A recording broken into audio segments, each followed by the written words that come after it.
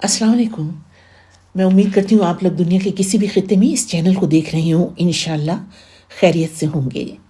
दोस्तों, आप लोग जानते ही हैं कि आज 21 अप्रैल है। आज शायर मशरिक़ अल्लामा मोहम्मद इक़बाल का यौम वफ़ात है और उनकी बरसी पूरे पाकिस्तान में मनाई जाती है। मगर आज एक और तारीख़ी शख्सियत की भी बरसी है और वो हैं मुस्तफ़ा अली हमदानी, जिन्होंने 1947 में लाहौर रेडियो से पाकिस्तान की आज़ादी का ऐलान किया था। यानी 13 अगस्त की शब रात 12 बजे जब 14 अगस्त शुरू हुई, तो ये जो पहला ऐलान था पाकिस्तान की तश्कील का, ये उन्होंने किया था। ये ऐलान उनकी ज़िंदगी का एक मुनफरिद और बड़ा एज़ाज़ है। इसके अलावा भी मुस्तफ़ा अली हमदानी उन चंद आवाज़ों में से थे जो रेडियो पाकिस्तान लाहौर की पहचान और असासा हैं। बेहतरीन आवाज़ और लबो लहजे के हामिल उनको चलती फिरती लुगत कहा जाता था। उनकी वक्त की पाबंदी रेडियो के अमले में गोया ज़रबुल मिसल थी। उर्दू और फ़ारसी के भी बहुत अच्छे शायर थे। उनकी तहरीर ऐसी थी कि उस पर किसी शाया शुदा तहरीर का गुमान होता था। उन्होंने कुछ अरसे लाहौर के टेलीविज़न स्टेशन से खबरें भी पढ़ी। वो हमेशा शाम की ट्रांसमिशन किया करते थे। सन 65 की जंग और उसके बाद के ज़माने में अक्सर सामाईन को रात के सन्नाटे में उनकी गरजदार आवाज़ और शुस्ता लबो लहजे में ऐलानात आज भी याद हैं। गज़ल की गायकी को बामे उरूज तक पहुंचाने वाली क्लासिकी गुलकारा फरीदा खानम ने मुझे बताया था कि हमदानी अनाउंसमेंट करते हुए अगर किसी गज़ल या गुलकारा या किसी फ़नकार के बारे में कुछ तारीफ़ी कलमात बोल दिया करता था तो बस मीडिया की ज़बान में वो गज़ल या फ़नकार हिट यानी मशहूर हो जाया करता था। उर्दू लबो लहजे और तलफ़्फ़ुज़ के बारे में उनकी कुछ रिकॉर्डिंग्स इस्लामाबाद स्टेशन के आर्काइव में महफूज हैं। मुस्तफ़ा अली हमदानी, जो मेरे सुसर मोहतरम हैं, ऐसी शख्सियत थे जिन पर किताब लिखी जा सकती है। वो ख़ुद में एक तारीख़ थे। वो रेडियो लाहौर से उस वक्त से मुंसलिक थे जब ये ऑल इंडिया रेडियो था।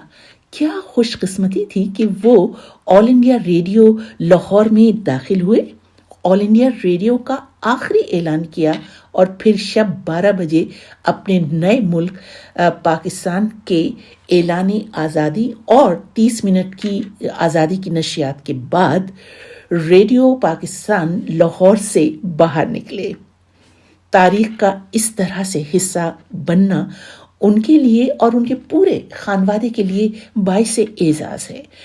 मगर अफसोस ये है कि उन्हें कभी भी और किसी भी किस्म के सरकारी एजाज़ से नहीं नवाजा गया। पाकिस्तान की आज़ादी के हवाले से वो बताते थे कि शहर में 2 हफ्ते कबल हंगामे फूट पड़े थे। उन तारीख़ी शब रोज़ का अहवाल उन्हीं की आवाज़ में सुनिए। जिन रूह फरसा और जानगुसिल हालात में पाकिस्तान मारज़ वजूद में आया, रेडियो पाकिस्तान का क़याम और इसकी इब्तिदा भी वैसे ही हालात में हुई। बेसर सामानी और परेशानी का ये आलम था कि दफ्तर का अमला भी नाकाफ़ी था। शहर लाहौर आग के शोलों की लपेट में था। कर्फ्यू का निफाज मामूल बन चुका था। बमों के धमाके और गोलियों की आवाज़ से कानों के पर्दे फटे जा रहे थे। बिजली और पानी का निज़ाम दरहम बरहम हो चुका था। बाजार और सड़कें सुनसान और वीरान थीं। रेडियो के मादूद चंद मुसलमान कारकुन हफ्ते अशरे से रेडियो की इमारत में मुक़य्यद थे। घर वाले हमारे हालात से बेखबर थे और हम घर वालों की खैर खबर मालूम करने के लिए बेताब व बेकरार थे। बाजार और दुकानों के बंद होने के बायस राशन तक दस्तयाब न था। कैंटीन से चाय बसहद मुश्किल मिलती थी।